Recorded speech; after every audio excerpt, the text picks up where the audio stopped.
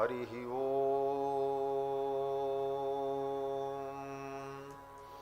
तच्छंजोरावृणीमहे गातुं यज्ञाय गातुं यज्ञपतये दैवी स्वस्तिरस्तु नः स्वस्तिर्मानुषेभ्यः ऊर्ध्वं जिगातु भेषजं शन्नो अस्तु द्विपदे सं चतुष्पदे विश्वानि देव सवितर्दुरितानि पराशुभ जदभद्रं तन्न आशुभ रामाय रामभद्राय रामचन्द्राय वेधसे रघुनाथाय नाथाय सीतायापतये नमः रामं रामानुजं सीतां भरतं भरतानुजं सुग्रीवं वायुसूनुं च प्रणमामि पुनः पुनः नमोऽस्तु रामाय सलक्ष्मणाय देव्यै च तस्यै जनकात्मजायै नमोऽस्तु रुद्रेन्द्रयमानिलेभ्यो नमोऽस्तु चन्द्रार्कमरुद्गणेभ्यः चरितं रघुनाथस्य शतकोटिप्रविस्तरम् एकैकमक्षरं प्रोक्तं महापातकनाशनं कूजन्तं राम रामेति मधुरं मधुराक्षरम् आरुह्य कविताशाखां वन्दे वाल्मीकिकोकिलं यः पिबन् सततं रामचरितामृतसागरम् अतृप्तस्तं मुनिं वन्दे प्राचेतसमकल्मषं गोष्पदीकृतवारीशं मशकीकृतराक्षसं रामायणमहामालारत्नं वन्दे नीलात्मजम् अञ्जनानन्दनं वीरं जानकीशोकनाशनं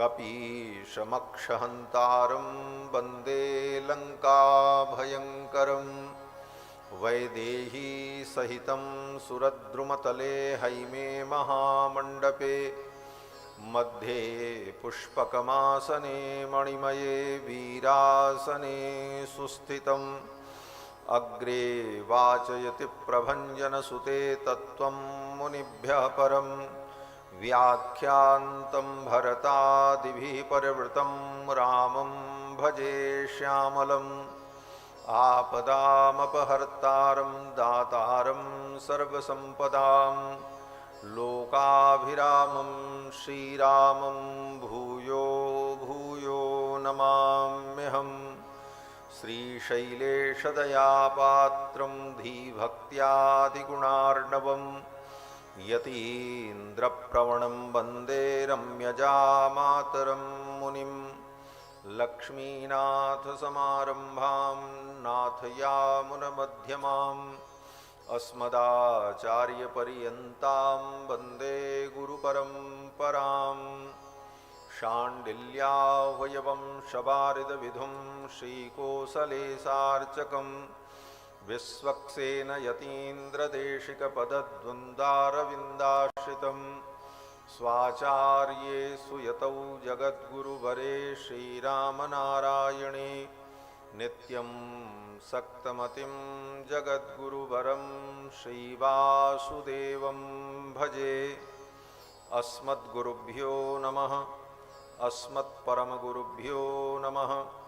अस्मत्सर्वगुरुभ्यो नमः। श्रीमते रामानुजाय नमः।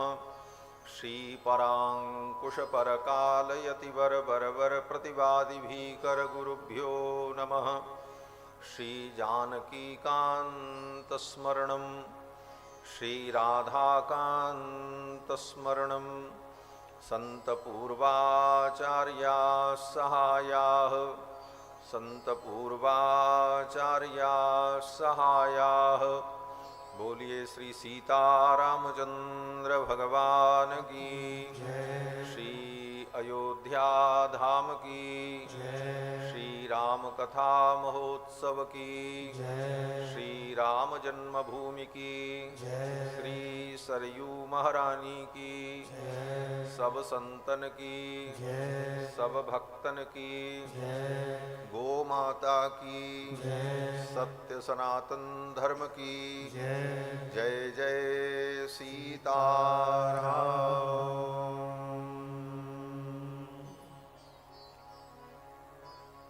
भगवान मर्यादा पुरुषोत्तम प्रभु श्री राम की मंगलमयी कथा सुधा श्री रामायण का हम सभी लोग यथामति यथागति श्रवण लाभ प्राप्त करें, उसके पूर्व भगवान के मंगलमय नाम का श्रद्धा भाव से संकीर्तन कर लें। पश्चात भगवान की पावन चर्चा श्रवण करेंगे। सीताराम सीताराम सीताराम जय सीताराम सीताराम सीताराम सीताराम जय सीताराम सीताराम सीताराम सीताराम जय सीताराम सीताराम सीताराम सीताराम जय सीताराम सीताराम सीताराम सीताराम जय सीताराम सीताराम सीताराम सीताराम जय सीताराम सीताराम सीताराम सीताराम जय सीताराम सीताराम सीताराम सीताराम जय सीताराम सीताराम सीताराम सीताराम जय सीताराम सीताराम सीताराम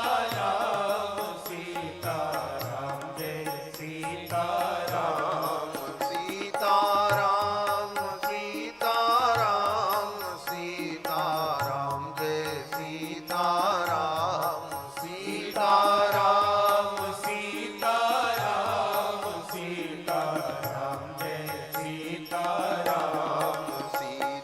सीताराम सीताराम सीताराम जय सीताराम सीताराम सीताराम सीताराम जय सीताराम सीताराम सीताराम सीताराम जय सीताराम सीताराम सीताराम सीताराम जय सीताराम राजा राम राजा राम राजा राम जय राजा राम राजा राम राजा राम राजा राम जय राजा राम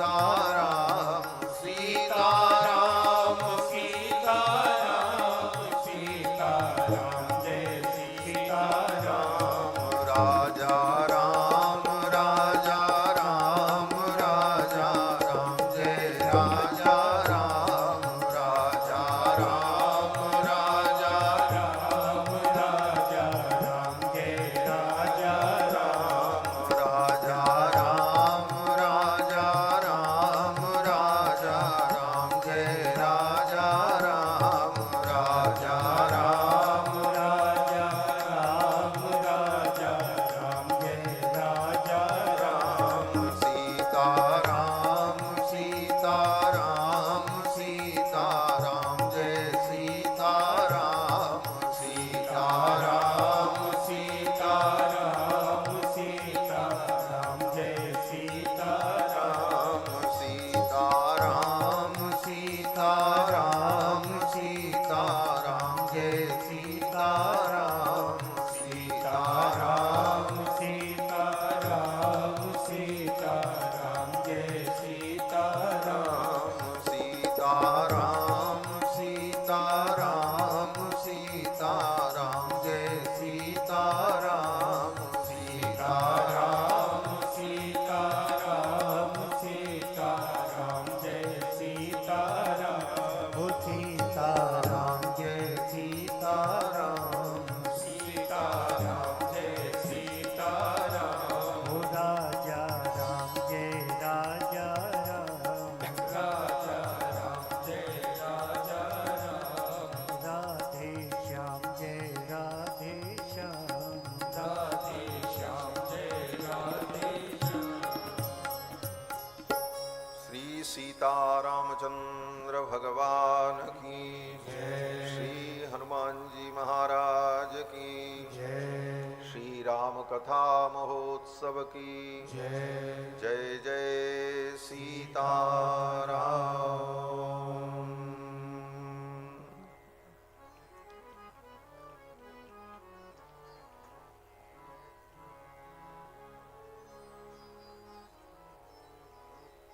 परमाध्यक्ष अनंत कोटि ब्रह्मांड नायक सर्वेश्वरेश्वर भगवान जानकी जानि धनुष्पाणी कौशल्यानंद वर्धन भगवान श्री रघुनंदन, जिनकी मंगलमयी कृपा के फलस्वरूप हम सभी लोग श्रावण मास में श्री अयोध्या में विराजमान होकर भगवान श्री राम की पावन कथा श्रवण करने के लिए उपस्थित हैं। यह संयोग भगवान की महती कृपा का फल है। भगवान की कथा के सुरसिक श्रोता अनंत बलवंत श्री हनुमंत लाल जी महाराज, जिनकी भावमयी उपस्थिति भगवान की कथा में सर्वदा सर्वत्र विद्यमान रहती है, और जहाँ कहीं राम जी की कथा हो, श्री हनुमान जी महाराज बड़े ही विनम्र भाव से रघुनाथ जी का चरित्र सुनने के लिए पधारते हैं। यत्र यत्र रघुनाथ कीर्तनम तत्र तत्र कृतमस्तकांजलिम। जहाँ जहाँ रघुनाथ जी का कीर्तन हो, श्री हनुमान जी महाराज विनम्र भाव से कथा श्रवण करने के लिए पधारते हैं।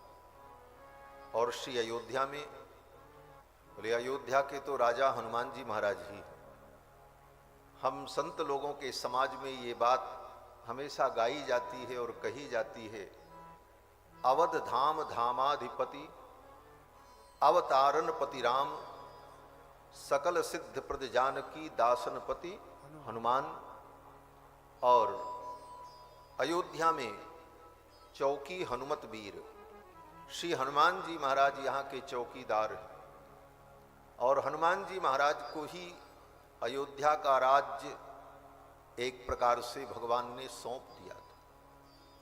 और आकल्प पर्यंत जब तक ये सृष्टि रहेगी तब तक हनुमान जी महाराज इसी धरती पर रहेंगे और अयोध्या में विराजमान है।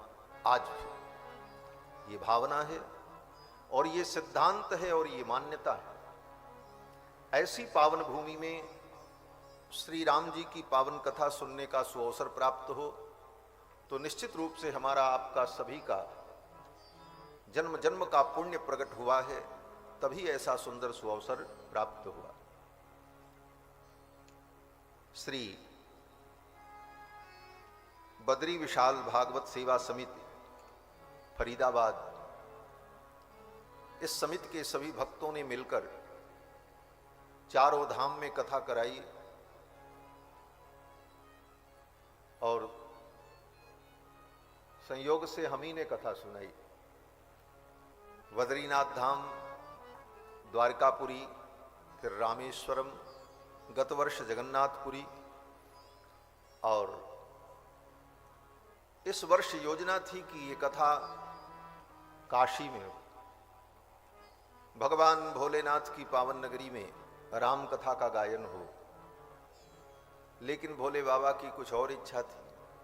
भोले बाबा ने कहा पहले मेरे आराध्य रघुनाथ जी के यहाँ कथा सुन के आओ, तब हमारे यहाँ कथा करो।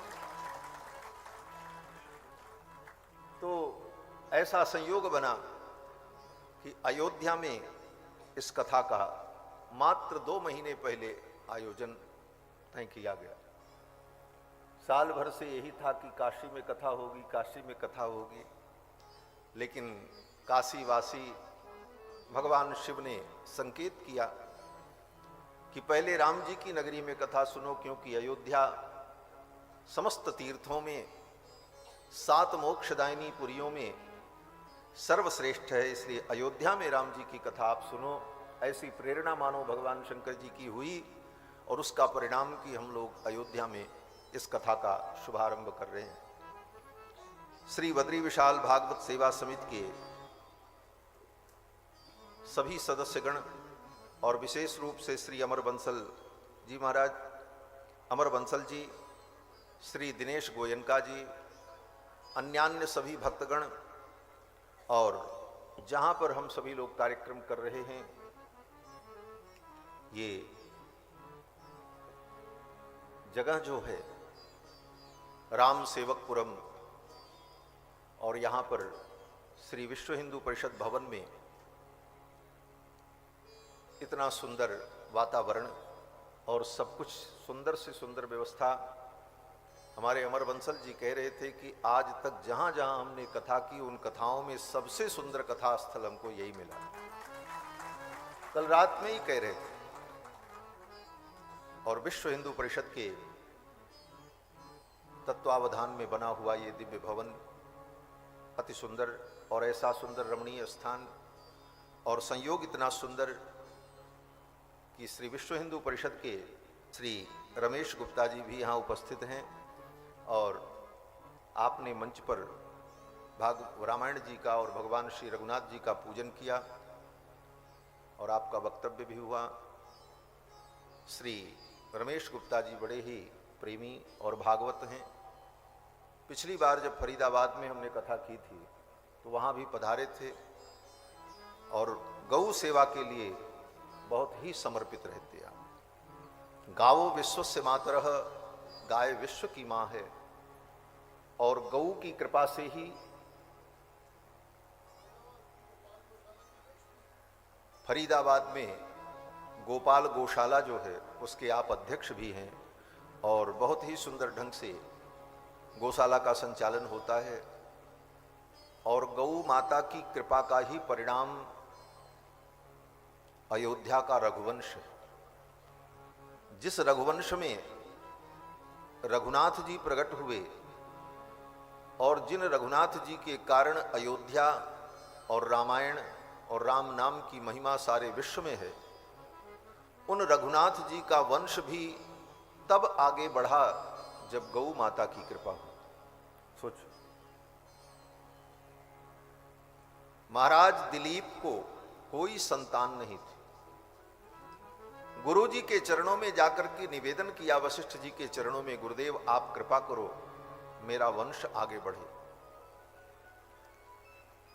तो गुरुदेव वशिष्ठ ने कहा मेरी गौ जो है नंदिनी, कामधेनु, इस नंदिनी की सेवा करो, इस गौ की सेवा से आपका वंश बढ़ेगा। दूसरा कोई राजा होता तो कहता अब हम गाय चराएंगे राजा होकर के। लेकिन गुरु की आज्ञा सर्वोपरि होती है। आज्ञा गुरुणाम अविचारणीय। शास्त्र कहता है गुरु की आज्ञा में विचार नहीं करना चाहिए। मातु पिता और प्रभु की वाणी बिनहि विचार करिए शुभ जानी। रामायण में गोस्वामी जी महाराज भी कहते माता पिता गुरु प्रभु इनकी वाणी पर विचार नहीं करना चाहिए। उन्होंने कह दिया तो आंख बंद करके उस बात को मान लो, इसी में कल्याण। गुरु जी ने कहा गौ की सेवा करो, कामधेनु की, नंदिनी की, वंश चलेगा। और फिर महाराज दिलीप उस नंदिनी की सेवा करने लगे। राजपाट मंत्रियों को सौंप दिया, चलाओ राज्य, हम तो गौ सेवा करेंगे। क्या त्याग था सोचो। और नंगे पांव गाय के पीछे पीछे चलते, वो चरने के लिए जिधर जाती उसके पीछे पीछे चलते, धनुष बाण लेकर। डंडा लेकर के गाय नहीं चराते थे। जैसे पशुपालक डंडा लेकर के गाय चराता है तो अपने मन के अनुकूल गाय को इधर हाँकता है, इधर चलो ना। नंदिनी अपनी इच्छा से जिस दिशा में चलती उसी दिशा में जब बैठ जाती थी तब बैठते थे, वो खड़ी हो जाए तो खड़े हो जाते। वो पानी पीती तभी पानी पीते थे। महाकवि कालिदास रघुवंश महाकाव्य में जब वर्णन करते हैं दिलीप की गो सेवा का, तो वहां पर कहते हैं कि जलाभिलाषी जलमाददानाम छाएवताम भूपतिरन्वगच्छत। जलाभिलाषी जलमाददानाम, जब नंदिनी पानी पीती थी तब महाराज दिलीप पानी पीने की इच्छा करते थे। तब तक पानी नहीं पीते थे जब तक नंदिनी न पीती। छाएवताम भूपतिरन्वगच्छत, जैसे छाया होती है, आपकी छाया, आप बैठो तो छाया भी बैठ जाएगी, आप खड़े हो तो छाया भी खड़ी हो जाती, आप चलने लगो तो छाया भी चलने लगती है। तो जिस प्रकार छाया होती है उसी प्रकार नंदिनी के पीछे पीछे छाया के समान महाराज दिलीप चलते थे। छाएवताम भूपतिरन्वगच्छत। और उनकी सेवा से नंदिनी इतनी प्रसन्न हुई, महाराज वशिष्ठ प्रसन्न हुए। घटना तो बड़ी लंबी है लेकिन संक्षेप में कहें, उनके धर्म की परीक्षा लिए एक सिंह आया और सिंह ने गाय के ऊपर आक्रमण कर दिया। महाराज दिलीप धनुष बाण लेकर के उस सिंह को मारने चले तो उनके हाथ धनुष बाण में चिपक गए और वह सिंह मनुष्य की भाषा में बोलने लगा और उस सिंह ने कहा, ये मेरा आहार है, मैं इसे खाऊंगा। महाराज दिलीप ने कहा कि इसे छोड़ दो, आप कोई देवता हो, दिव्य पुरुष हो, जो भी हो, आप इसे छोड़ दो। सिंह ने कहा मेरा आहार है, आहार पर व्यक्ति का अधिकार होता है। तो महाराज दिलीप ने कहा तुम्हारा आहार मांस है, तुम मेरे शरीर का मांस खा करके तुम तृप्त हो जाओ और इस गऊ को छोड़ दो। और अपने आप को समर्पित कर दिया उस सिंह के सामने खाने के लिए। गऊ की रक्षा के लिए अपना उत्सर्ग करने को तैयार हो गए। इतना बड़ा त्याग देखकर दिलीप का कामधेनु बोल पड़ी, तुम्हारी सेवा से मैं प्रसन्न हूं, वरदान मांगो। दिलीप ने कहा मुझे संतान की प्राप्ति हो। कामधेनु ने कहा मेरे दुग्ध का प्रसाद ग्रहण कर लो, संतान की प्राप्ति होगी। दिलीप ने कहा, महाराज दिलीप ने कहा जब तक गुरुदेव की आज्ञा नहीं होगी तब तक आपका दुग्ध मैं कैसे ले सकता हूं। आप तो गुरुदेव वशिष्ठ की कामधेनु, किसी की गाय हो और कोई जाकर के दूह ले और दूध पी ले, ऐसा नहीं होता। राजा दिलीप ने कहा गुरुदेव की आज्ञा होगी और उनकी आज्ञा के बाद ये प्रसाद मुझे प्राप्त होगा तो मैं ग्रहण करूंगा। और फिर जब नंदिनी आई और गुरुदेव ने आज्ञा दी और कामधेनु के दुग्ध का प्राशन किया, तब उनकी पत्नी अंतर्वतनी हुई। इस सेवा के प्रभाव से और गर्भ में जो बालक आया उसी का नाम रघु हुआ है, जिसके नाम पर ये रघुवंश आगे बढ़ा है। उन्हीं का ये वंश रघुवंश है, तो गौ माता की सेवा का ही फल। और भगवान का अवतार भी गौ की रक्षा के लिए ही होता है। विप्रधेनु सुर संत हित लीन मनुज अवतार, निज इच्छा निर्मित तनु माया गुण गोपाल। तो भगवान की ऐसी पवित्र पावन भूमि श्री अयोध्या धाम में हम सभी लोग रामायण जी की पावन चर्चा का शुभारंभ कर रहे हैं। जहां पर आप लोग बैठे हैं, ये स्थान आज से लगभग 40 वर्ष पूर्व यहाँ पर सरयू जी की धारा बहती थी। हम लोगों ने अपने बचपन में देखा है, क्योंकि हमारा तो जन्म भी इसी अयोध्या में हुआ और यहीं आज भी हैं, और जन्म कर्म सब कुछ इसी अयोध्या की भूमि में। तो बचपन में हम लोग यहाँ रथ यात्रा में आया करते। महाराज जी को, रामायणी जी को भी, इनको भी मालूम होगा, कुठारी जी को। आषाढ़ में जो जगन्नाथ भगवान की रथ यात्रा होती है, तो उस रथ यात्रा के पर्व पर अयोध्या के मंदिर से ठाकुर जी रथ में बैठकर यहीं पधारते थे। यहाँ सरयू जी की धारा बहती और सरयू जी के तट तक सब रथ आते थे, और फिर महात्मा लोग सायंकाल खूब सरयू में स्नान करते थे, और फिर स्नान करने के बाद रथ यात्रा लेकर के अपने अपने मंदिर जाते थे। ये परंपरा थी। ऐसी पावन भूमि है। एक प्रकार से आप ये समझो कि सरयू महारानी की गोद में बैठ करके आप राम जी की कथा सुन रहे थे। बोलो श्री सरयू महारानी की जय। और सरयू जी साक्षात भगवान श्री राम का ही दूसरा रूप है। सरयू कोई बहता पानी नहीं है, और सरयू केवल नदी मात्र नहीं है, अपितु परब्रह्म परमात्मा ही द्रवीभूत होकर सरयू के रूप में प्रवाहित होते। भगवान शंकर वर्णन करते हैं कि अयोध्या च परम ब्रह्म सरयू सगुण पुमान। सरयू जी सगुण ब्रह्म है। परब्रह्म परमात्मा ही सरयू के रूप में, जल के रूप में प्रवाहित होते। और सरयू जी की कथा का प्रसंग आएगा। सरयू महारानी भगवान के नेत्र से प्रकट हुई। गंगा भगवान के चरणों से प्रकट हुई, और सरयू जी भगवान के नेत्र से प्रकट हुई। या स्वयं पद्मनाभस्य नेत्र पद्माद विनिसृता। भगवान पद्मनाभ श्री हरि के नेत्र कमल से सरयू महारानी का प्रादुर्भाव हुआ।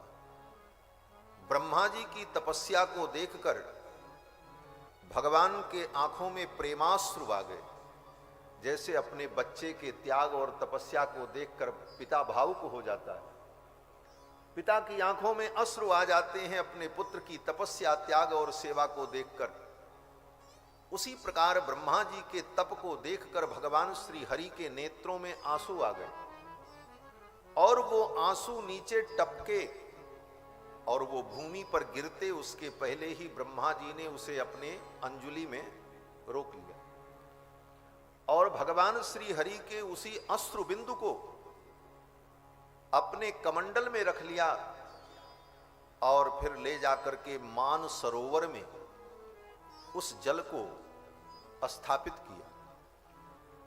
मान सरोवर में स्थापित किया, और फिर वही जल वहां से जब प्रवाहित हुआ, तो सरोवर से प्रवाहित होने के कारण उस जल की धारा का नाम सरयू पड़ा।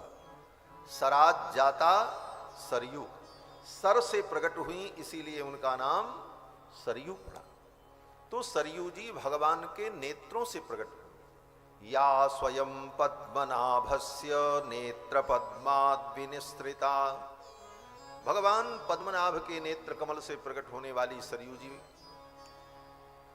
और ये भगवान के अंतर का तत्व है। ब्रह्मा जी ने अपने कमंडल के जल से वामन भगवान के चरण को धोया। वो जल कैसा था? बोले बाहर का जल था, आवरण का जल था। प्रकृति के जो 5 तत्व हैं, पृथ्वी जल तेज वायु आकाश, उन 5 तत्वों में जो जल तत्व है, उस जल तत्व से ब्रह्मा जी ने भगवान का चरण धोया और उस जल का भगवान के चरणों से स्पर्श हुआ तो वो जल इतना पवित्र हो गया कि सारी त्रिलोकी को पवित्र करने वाला हुआ, जिसको हम गंगा कहते हैं, भागीरथी कहते हैं। और जो जल भगवान के अंदर से निकला, आंख से जो जल निकलता है वो कहीं बाहर से थोड़ी आता, भीतर से ही तो निकलता। भगवान के श्री विग्रह के अंदर विद्यमान जो तत्व है, वही तत्व जल बन करके निकला और वही सरयू जी। या स्वयं पद्मनाभस्य नेत्र पद्माद् विनिसृता। तो सरयू महारानी भगवान का ही स्वरूप है, क्योंकि भगवान के अंदर दूसरा तत्व होता ही नहीं। हमारे आपके शरीर में पानी भी है, मिट्टी भी है, अग्नि भी है, वायु भी है, आकाश भी है। ये 5 तत्व हमारे आपके शरीर में, और ये 5 तत्व से शरीर बना है। छित जल पावक गगन समीरा, पंच रचित यह अधम शरीरा। लेकिन भगवान का शरीर, भगवान का जो विग्रह होता है, वह 5 तत्व से निर्मित नहीं होता, अपितु वह सच्चिदानंदमय होता है। भगवान का विग्रह एक ही तत्व सच्चिदानंद तत्व से ही निर्मित क्या कहा जाए, ये निर्मित शब्द भी गलत हो जाएगा। भगवान का जो विग्रह व्यक्त होता है, जो उनका स्वरूप प्रकट होता है, वह स्वरूप सच्चिदानंदमय होता है, उसमें दूसरा कोई तत्व नहीं होता, एक ही तत्व सच्चिदानंदमय। क्योंकि वेदों ने कहा कि आप प्रणखात सुवर्णमयः। जैसे सोने की मूर्ति बना दी जाए तो सोने की मूर्ति में नाक, आंख, कान, पैर, हाथ सब कुछ होगा, लेकिन नाक भी सोना है, आंख भी सोना है, हाथ भी सोना है, पैर भी सोना है। स्वर्ण से बनी हुई उस मूर्ति में सब कुछ स्वर्ण ही है, दूसरा कुछ नहीं है।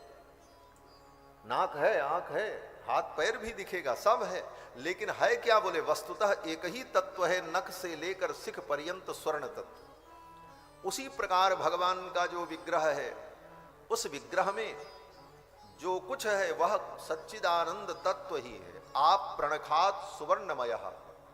और उन भगवान के अंदर से जो जल तत्व प्रकट हुआ, वो जल तत्व देखने में जल तत्व है, लेकिन वो जल तत्व नहीं है, अपितु वही सच्चिदानंद तत्व है, जिस सच्चिदानंद तत्व से वह विग्रह बना। और वही सच्चिदानंद भगवान है। अर्थात सरयू महारानी क्या है? बोले भगवान का ही जल रूप है। ये सिद्धांत है, भगवान ही जल के रूप में प्रवाहित हो रहे हैं। और ये अयोध्या, बोले ये अयोध्या भी राम जी का ही स्वरूप। अयोध्या च परब्रह्म, ये अयोध्या ही परम ब्रह्म का स्वरूप है। अवध धाम की रज कणिका पर अमित ब्रह्म विश्राम। अयोध्या धाम की एक एक रज कणिका पर ब्रह्म का निवास है। ये अयोध्या धाम ही ब्रह्म का स्वरूप है। आप अयोध्या में आ गए तो समझो राम जी की गोद में आप बैठे। सरयू में स्नान किया तो समझो राम जी की गोद में आप स्नान कर रहे हैं। ये सरयू और अयोध्या, ये दोनों भगवान का ही स्वरूप है। अयोध्या च परब्रह्म सरयू सगुण पुमान। और इस अयोध्या में आकर के जो बस गया, निवास करने लगा, वो कौन है? तो भगवान शंकर कहते हैं कि तन्निवासी जगन्नाथ, जो अयोध्या में वास करता है वो जगन्नाथ का स्वरूप हो जाता है। अयोध्या वासी का दर्शन कर लो तो समझो जगन्नाथ भगवान का दर्शन हो गया। भगवान शंकर कहते हैं कि अयोध्यावासिनः सर्वे जगन्नाथस्य मूर्तयः। अयोध्यावासिनः सर्वे, जो अयोध्यावासी हैं वो जगन्नाथ के स्वरूप हो जाते। आप कहोगे महाराज आप अयोध्यावासी हो इसलिए अयोध्या कितनी, अरे आप भी अयोध्यावासी हो, आ गए अयोध्या में ही तो वास कर रहे हो।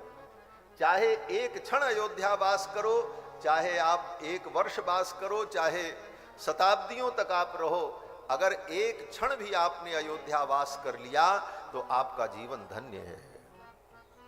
एक घड़ी कहते हैं कोटि कल्प काशी बसे, मथुरा कल्प हजार, और एक निमिष सरयू बसे तुले न तुलसीदास। गोस्वामी तुलसीदास जी महाराज अयोध्या की महिमा का वर्णन करते हैं तो कहते हैं करोड़ों कल्प काशी वास करो, मथुरा कल्प हजार, 1000 कल्प तक मथुरा में वास करो, और एक क्षण, एक निमिष पलक झपकते अगर आप सरयू के तट पर अयोध्या में वास कर लेते हो तो उसकी कोई तुलना नहीं कर सकता। और आप 9 दिन यहां अयोध्या वास करो, सब तो नहीं करेंगे, हमको लगता ही है, सब आने जाने वाले हैं, लेकिन फिर भी आप जितनी देर अयोध्या के वातावरण में हैं ये आपका परम पुण्य है। तो ऐसी पुण्य सलीला भगवती सरयू के पावन गोद में बैठकर मानो, और अयोध्या धाम में राम जी की गोद में बैठकर ये राम कथा सुनने सुनाने का सुंदर सुअवसर है। रामायण, ये रामायण ही समस्त काव्यों का बीज है। इस धरती पर सबसे पहले कोई काव्य बना तो वो काव्य कौन है? बोले रामायण है। रामायण के पहले इस धरती पर कोई काव्य नहीं था। 4 वेद थे, ऋग्वेद, यजुर्वेद, सामवेद, अथर्ववेद, लेकिन कोई काव्य नहीं था। प्रथम काव्य रामायण काव्य है, इसीलिए इसको आदि काव्य कहा जाता है। रामायण के हर अध्याय के हर सर्ग के अंत में यही लिखा रहता है, स्वस्ति श्री आर्षे श्रीमद रामायणे आदि काव्ये बालकांडे प्रथम सर्गः, ऐसा द्वितीय सर्गः इत्यादि। तो आदि काव्य प्रथम काव्य, और इस काव्य के लेखक रचनाकार महर्षि वाल्मीकि आदि कवि हैं। ये आदि कवि की उपाधि वाल्मीकि जी को ही प्राप्त हुई, उसके पहले कोई कवि नहीं था इस धरती पर। और कितनी अद्भुत बात है, इस धरती पर पहला काव्य अगर प्रकट भी हुआ तो किसी नायक नायिका के चरित्र का वर्णन करने के लिए नहीं, किसी राजा रानी की कहानी का वर्णन करने के लिए नहीं, अपितु परब्रह्म परमात्मा भगवान रघुनंदन के चरित्र का वर्णन करने के लिए काव्य का प्रादुर्भाव। यह इसका वैशिष्ट्य है।